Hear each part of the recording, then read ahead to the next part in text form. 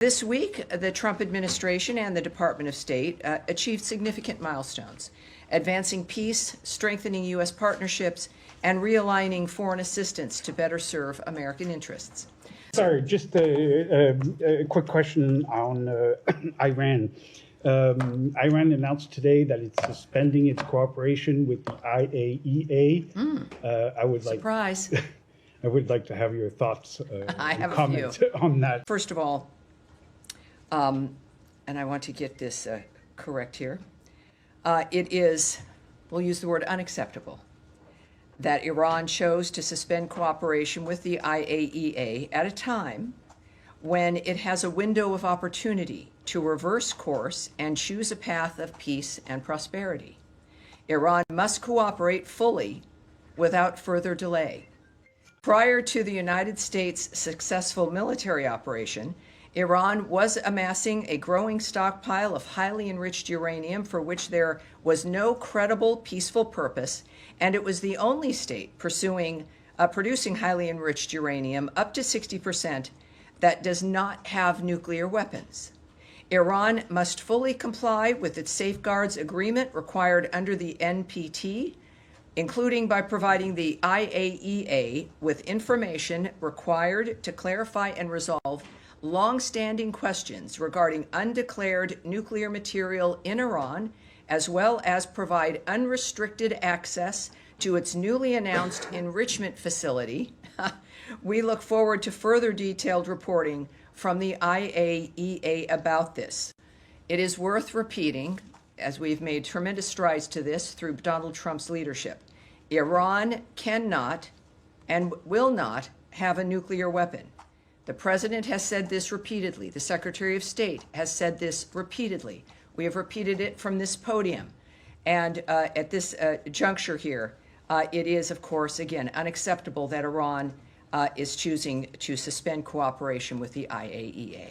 On this final ceasefire proposal for Gaza that Trump has said Israel has agreed to, does it include provisions for Israel pulling out of Gaza? What I am going to, the President had a message about that from last night, and I'll read that for you. So we just get this on the record here. From the President, Donald Trump, my representatives had a long and productive meeting with the Israelis today on Gaza. Israel has agreed to the necessary conditions to finalize the 60-day ceasefire, during which time we will work with all the parties to end the war. The Qataris and the Egyptians, who have worked very hard to help bring peace, will deliver this final proposal. I hope for the good of the Middle East that Hamas takes this deal, because it will not get better. It will only get worse. Thank you for your attention to this matter. As far as your question about the details, I won't go into the details of what's in the proposal. Hamas has said that Israel must pull out of the enclave. How does the administration plan to reconcile this? Is that addressed in the proposal? I will not give you the details of the proposal, and we'll find out, but I think the President's message is clear. This is one that has to be accepted because it will only get worse if they don't. Just going back to Gaza, I know you said you didn't want to go into details, but can you... Well, I'm Yes. going to ask if you can perhaps speak more broadly then about what gives President Trump so much optimism that he can get a deal through within the next few days, especially given that the parties are still so far apart, with Hamas saying it wants Israeli forces out while Israel say it wants an end to Hamas. So there's a lot of daylight still between those two. Well, parties. is there? Well, can you Well, think but more you see, broadly we about should that? not, you're presuming a great deal, which people do have to presume, because the details of something like this, of course, do remain with the negotiating partners, the leaders of nations. What you can tend to see in the media often is just simply not true, or wishful thinking. But whatever it is, what I think we all have noticed, and this is not giving away anything, is that the Middle East changed a couple weeks ago, very dramatically. It changed forever. And the work of the President of the United States, thank God for him, is going to make sure that this is not a lost opportunity. We can say this simply by having watched him most of his adult life in some capacity, but certainly with what he's given up and sacrificed to be the leader of this country. So the Middle East changed dramatically. this is an opportunity in the midst of this new world to make a different kind of decision. He is optimistic. The president is very honest. Sometimes he's pessimistic, and he'll let people know. Again, he's a transparent man, which sometimes can be unusual. We're not used to always hearing it, but it's extremely helpful. So while I don't know the detail of what makes him optimistic, I know to trust him. I know to not second guess him. I know that we understand that he's in the midst of something that can change every day. That's also not lost on him. But the changes that he's been able to bring about has been brought about by the power of his personality and leadership, along with the support of an American government that is in line and embraces what he wants to accomplish. I think that is why he's optimistic. Seems to be a different tone. I hope it works. Of course, again, these are all fluid situations, but he knows things that we don't. And I look forward to finding out if it's this week, if it's next week. But I'm grateful that he's the one making the decisions. Just now, you just condemned the attacks on civilians in Ukraine. Yesterday, there was an attack on a beach cafe in Gaza where 24 civilians were killed, including our colleagues. A female journalist was killed as well. Does the United States condemn the killing of civilians and targets? Well, we have always, one of the reasons why we do what we do is because no one wants to have civilians killed, either in a terrorist act, in war. One of the things that the President has repeated, as has Secretary Rubio, is that the carnage has to stop. We have decried the killing of civilians throughout every conflict that exists. At the same time, it's why war is hell. It's why we want something more than a ceasefire is important, but it can't be back and forth. There has to be a durable end to all of these conflicts.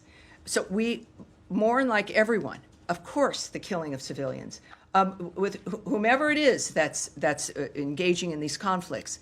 But that is why we're so committed to Gaza, to Israel's right to defend itself. We were as horrified by October 7th and the slaughter of those civilians. This is why it has to end. There is aggressive actions where if you're in war or if you're defending yourself and these are civilian areas, it's horrible enough.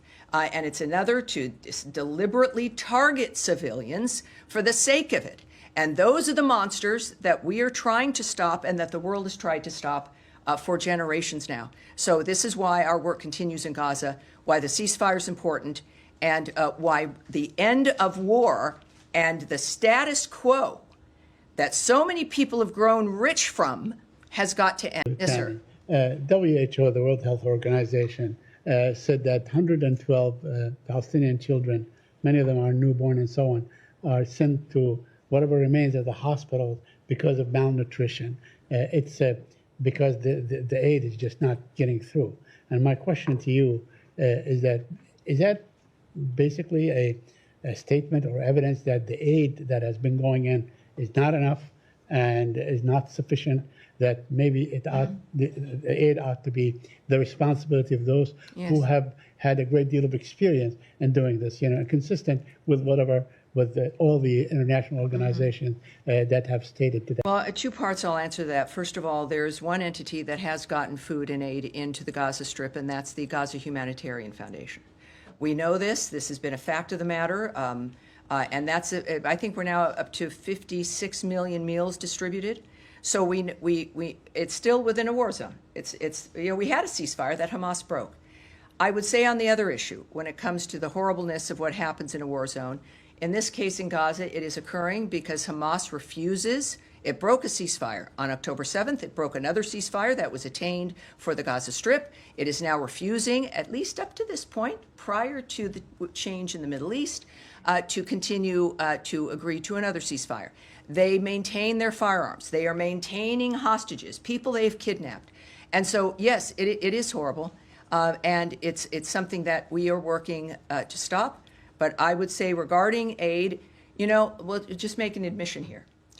It will never be enough. There will never be enough aid going into a war zone.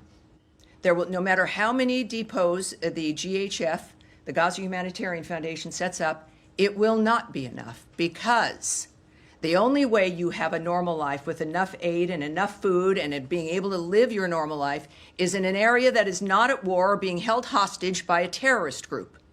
So to attempt to normalize the environment that is under this horrible cloud of terroristic monsterism, of the slaughter of innocent people, the using of people as human shields, the using of hospitals as a cover for your operations, the using of schools as a cover for your operations. It is obscene. It is inhuman. So it will. What we do in the midst of that environment will never be enough.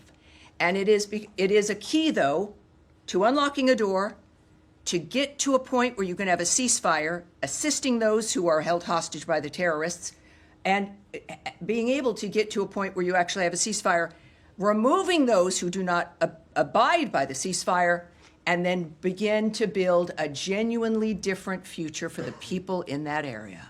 What a concept. So we do our best. We know it will never be enough, because the situation is obscene and unusual and unnatural. But we will do it until we also then move to change that situation for the better. You just a few minutes ago put out a statement about about Secretary Rubio's phone call with the Foreign Minister of Mexico, Juan Ramón de la Fuente, in which they spoke about issues relating to transnational crime, terrorist organizations, of which the Mexican cartels were declared in the first days of this administration. I was wondering if you could talk about the importance of the relationship with Mexico, but in particular the designation by the Treasury Department of Mexican banks that were involved in money laundering, and whether that was part of the discussion between the secretary and his counterpart. Well, other than what was on the readout, and for the Americans watching this, you too can see the reports of phone calls and meetings that we have. We put out things called readouts, which give some detail of a phone call. Not everything. It's not a transcript. But you can go to state.gov and you can subscribe. And you have a lot of different options. You can get statements by the secretary. You can get schedules. You can get just all kinds of things. And I encourage everyone to do that. But I would say that it's clear that we have an excellent relationship with Mexico. We have, and they've been very helpful regarding the border. The conversations are good. Of course, we've made some designations which help this country, but also the world, in recognizing certain foreign terrorist organizations for being such, and certainly criminal cartels. So I won't give you any more details about the call than what was publicly distributed for the most part. But I can tell everyone that our relationship is excellent. And this, of course, is part and parcel of the Secretary's theory regarding diplomacy, is that it's about people and it's about relationships, and we reinforce that all the time. I have a question on the West Bank. Israeli Justice Minister Yair Lapid today said that the time has come to annex the occupied West Bank. Do you have any reaction to this, and what is this administration position on a potential Israeli annexation of the West Bank? Well, I think that is specifically something that the White House would be able to answer for you, but I also know that our position regarding Israel, the choices it's make, is that we stand with Israel and its decisions and how it views its own internal security. Is the two-state solution to the Israeli-Palestinian conflict still an official policy of the U.S. government? What I can say there is that President Trump is realistic about the current state of affairs. Clearly, Gaza is an uninhabitable place. It needs to be rebuilt with the help of Arab partners. I think he has said previously that the nature of what has happened and what we have to get to, we don't have a ceasefire yet. Hopefully that will change. But that is getting quite ahead of the dynamic in general. So that is what the president's focused on. First question about the aid delivery to Gaza. Since there were so many Palestinians killed or injured during getting this, is GHF looking at all into another dynamic, another way to deliver aid into Gaza? And the second question, President Trump said many times that he has another vision for the Middle East. He wants a permanent solution for Gaza. This is a deal for 60 days. could we look at this as he's laying the ground for a permanent ceasefire in Gaza, or is this just another attempt? What he does because he expects it to work and it leads to what he wants to accomplish. This is, in any dynamic, and certainly in this framework, as we've even said about Russia and Ukraine, you can't discuss anything else until the shooting stops. You can't discuss what the peace will look like until you stop killing people. That's clearly, I think, a very basic dynamic. In this case, of course, I think that you've got to get a ceasefire, and then you can begin to look at what the next steps will be.